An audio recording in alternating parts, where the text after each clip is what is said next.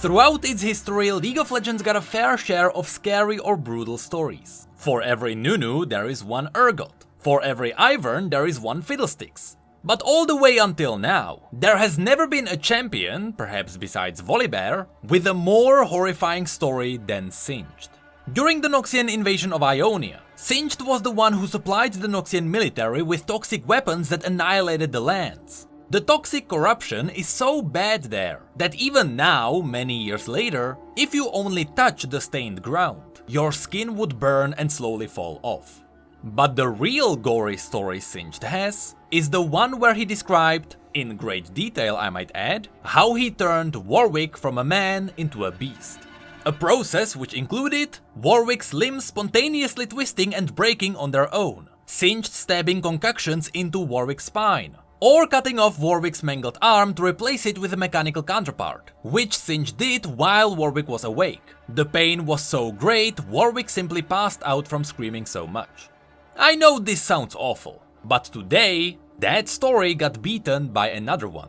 And it's only fitting that the person with a story even worse than Singed would be Singed himself. So even though it is not the spooky October anymore, and even though a new month arrived, with its own special traditions, today we are going to have a look at the latest story of Singed, called The Host. The story is told from the view of another one of Singed's abducted victims. The captured man knew he was going to die. Every halting breath was agony. It felt like someone had torn open his chest with a rusty saw and filled it with teeth.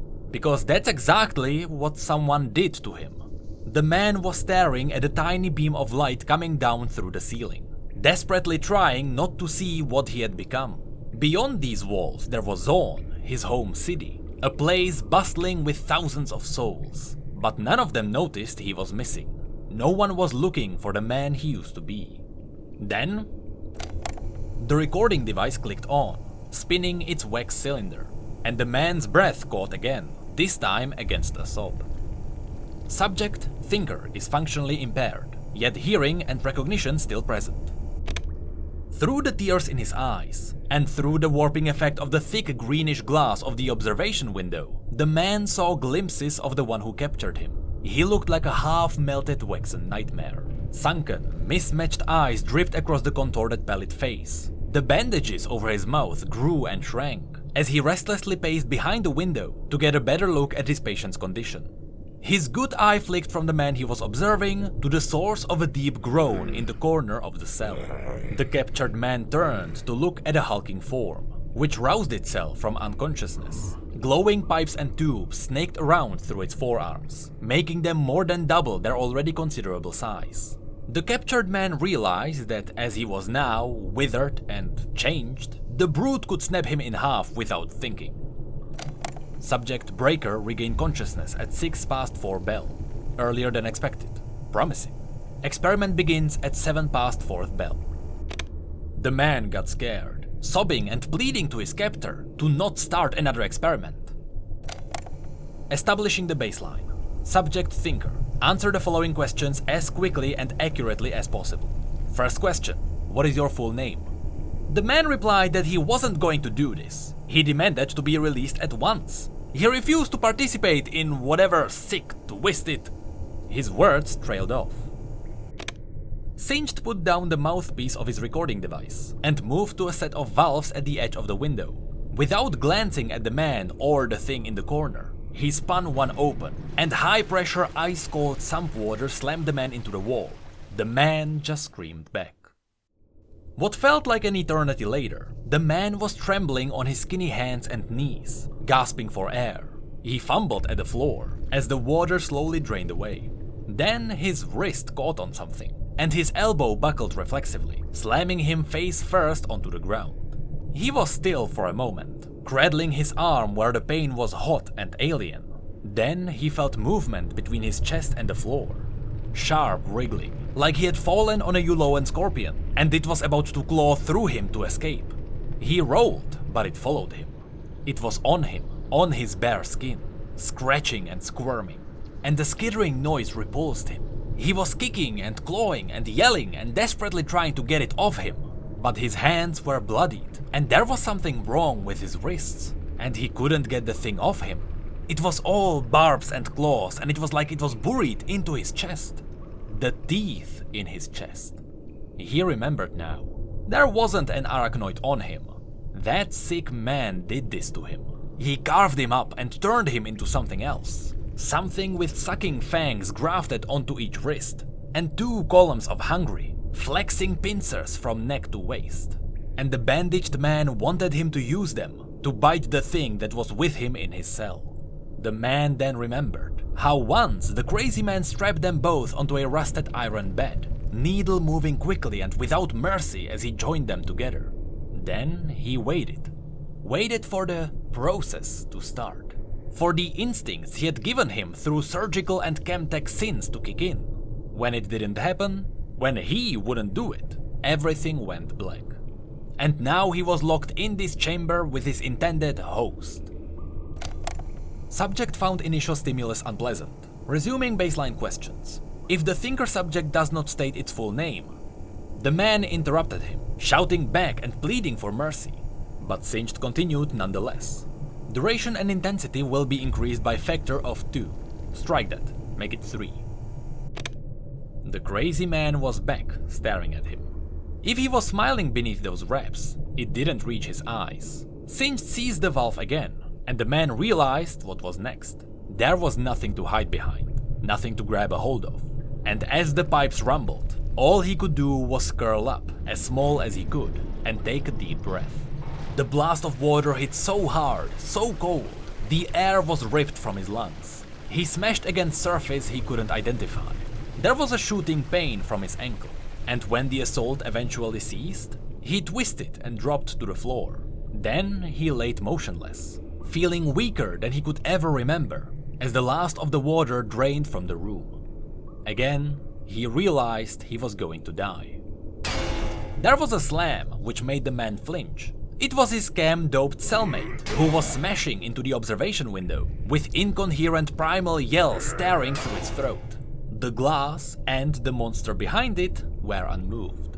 Though each movement cost him dearly, the man quietly dragged himself to the other side of the floor, away from the raging beast called Breaker. Even when its roaring diminished and shifted to wordless sobs, Breaker's fists wouldn't stop hitting the glass. Physical strength of subject Breaker is within expected range of pneumochem muscular enhancements, but the exhibit's limited to no problem-solving capabilities. Emotionlessly, Singe tapped on the glass opposite of the smears from Breaker's self-inflicted wounds. Then, with a scowl, he turned to look at the other man. Subject Thinker. On the other hand, you may have been named hastily. His notes were interrupted by the man shouting that he was called Hedry Spillweather. He was a person, not this Thinker the crazy man kept calling him.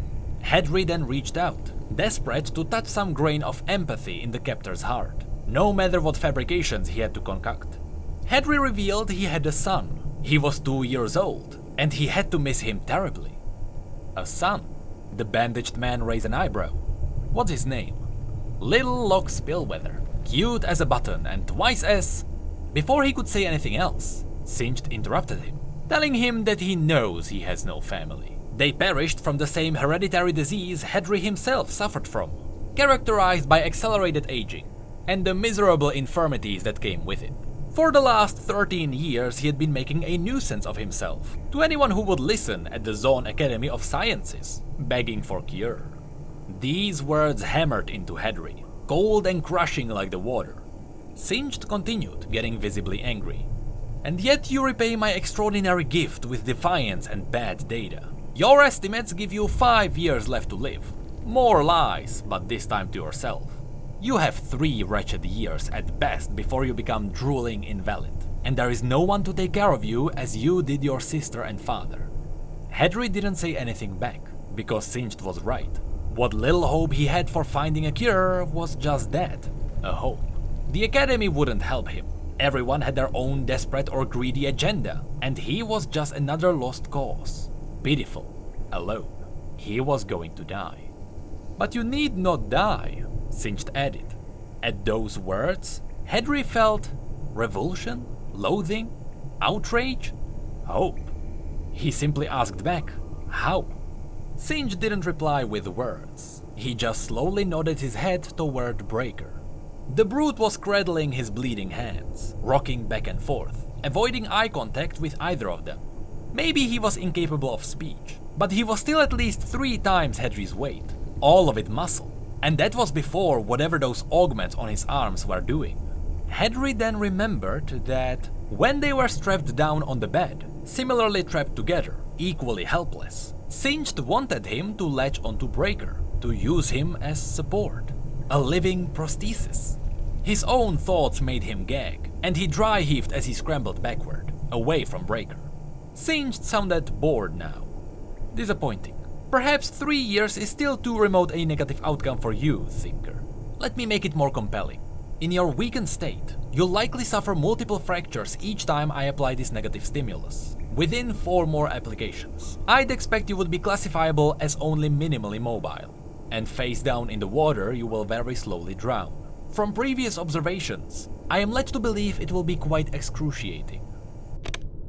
Hedry looked to Breaker and caught his gaze on him. He immediately looked away.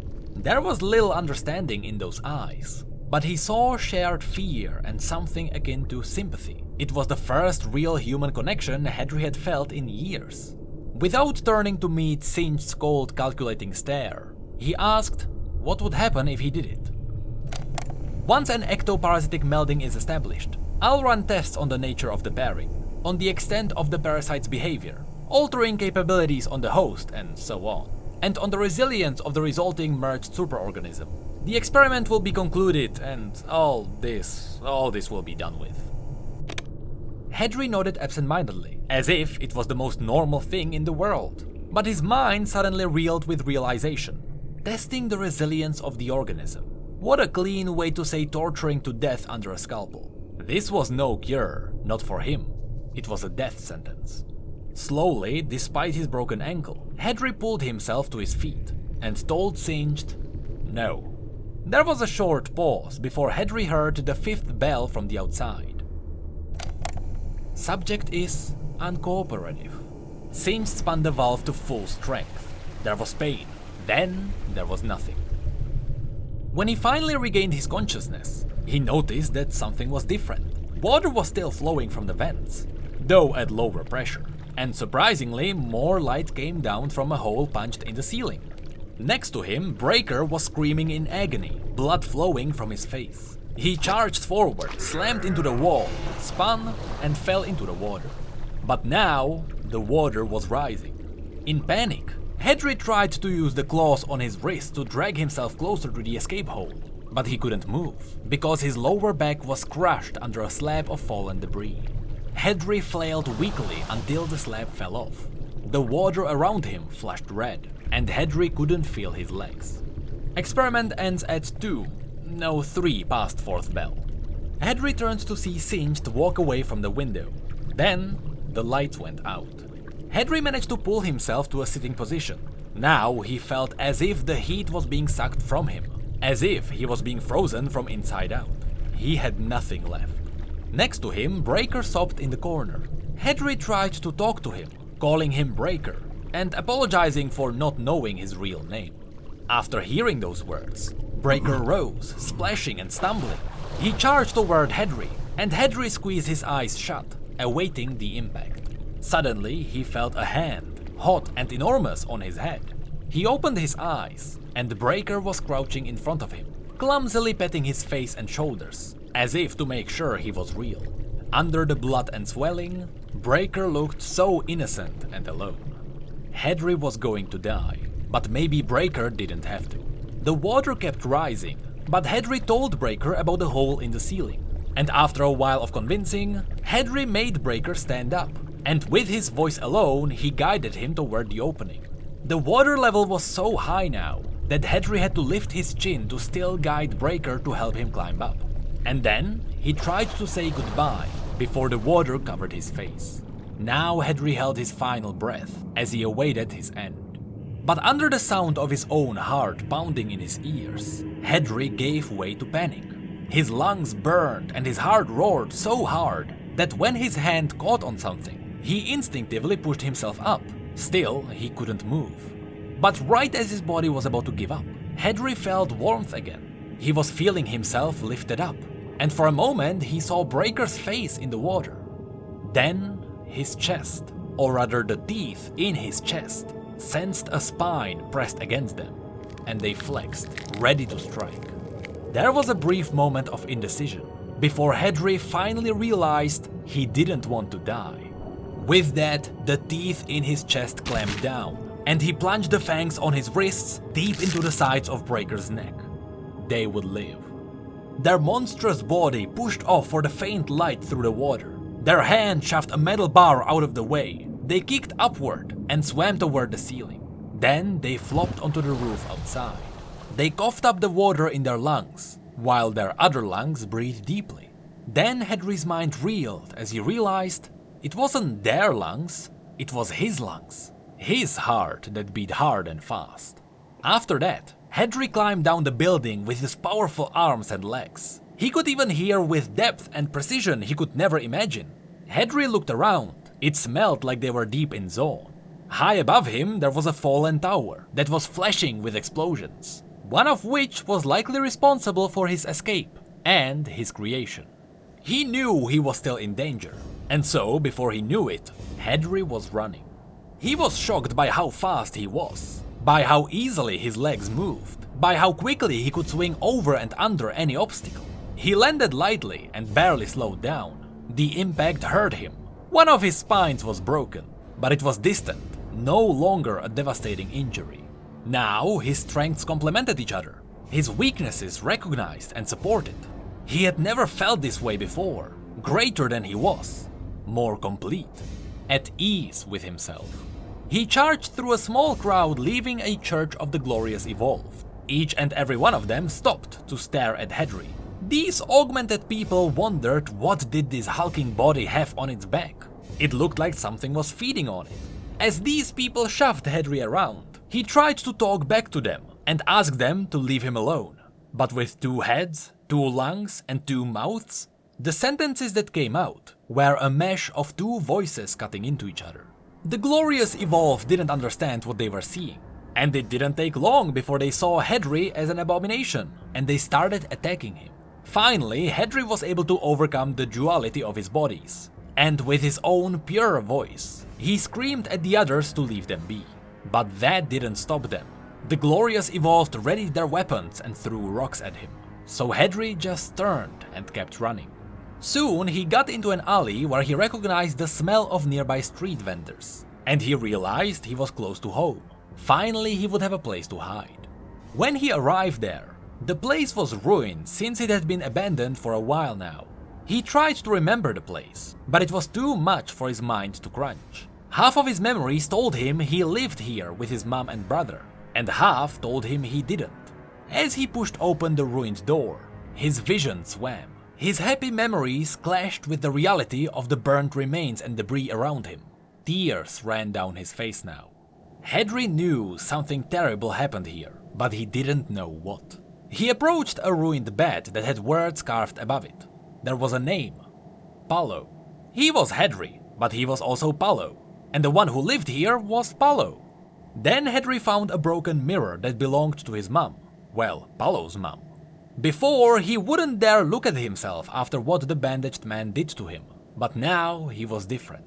And so, he looked, and saw a bloodied nightmare stare back at him. In revulsion, he dropped the mirror, and thoughts flooded his mind. I'm hideous. I'm smart now. I'm just a failed experiment. I'm better now. No one could ever love me. I love my new self. I'll always be alone. I don't want to be alone. The bitter loneliness of the two hit him, making him throw his head back and howl. No being should ever feel like this. So, he would live, not as Paulo or Hedry, not as Breaker or Thinker, but as both, or all of them. He was better this way. In spite of, or perhaps due to, unexpected and explosive complications, Stage 1 of the host experiment finally completed. Hedry froze. He lifted his head to see Singed standing in front of him, with a dart gun leveled at him. Henry felt fury swell in both of his chests, and instinctively he took a step forward towards Singed. Without hesitation, Singed pulled the trigger, shooting a dart which immediately dissolved a foul liquid. His gun was already reloaded before Henry realized what just happened. The following questions are for the Thinker entity. Answer quickly, or I will apply motivational pressures. What? Quiet. First question. What is your full name? Henry Spillweather. He answered, looking for a way out. Good. Next question. What is your father's name? At first, Henry thought he had no father, but then he remembered it was the one he took care of because of the disease. Hurry up, answer the question, Singe demanded. Arvon Spillweather. Faster. Where did you live? What was your profession? What did I call myself when we first met at the academy? Here, I lived No, wait. I don't... 451. Room 451 at the Smell Bloom lodging house. Profession? I was a clerk? I don't remember. It was so long ago. Pathetic. What a waste. Devolved into some sort of gestalt entity, contaminating the purity of the primal mind, unsuitable for further exploration. With these words, Singed simply turned and walked away. Henry then remembered that he was the one who burned his home and who exploited his hope for a cure. He would pay for it now. Henry tried to attack Singed from behind, but right when he was only a finger away from him, Singed splashed a vial on the ground beneath him, gluing Henry in place.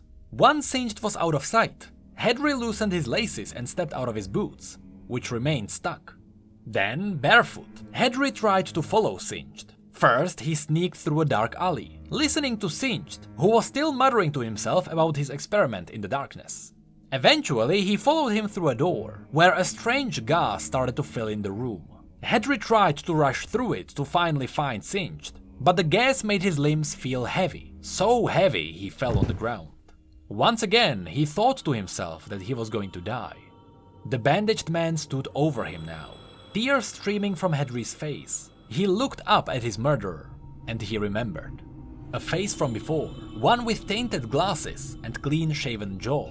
He first met him marching from his lab into a lecture hall, master of his environment, looked upon with admiration. He stopped when he looked at Henry, not with pity as he was used to, but with a shadow of excitement and anticipation. Henry then said, "Singed, you said you were Professor Singed." The harmony dropped from his voice, and in his final moment, he was alone again. Crushingly, painfully, deeply alone. Singed scrambled madly among his things, desperately searching for something. A cure? A mercy? His recording device. He clicked it on and sat down to observe. Oh, well done, Thinker 4. That puts you... yes, more answers than Thinker 2. You've been most helpful. He clicked off his recording device. It was the last thing Henry heard.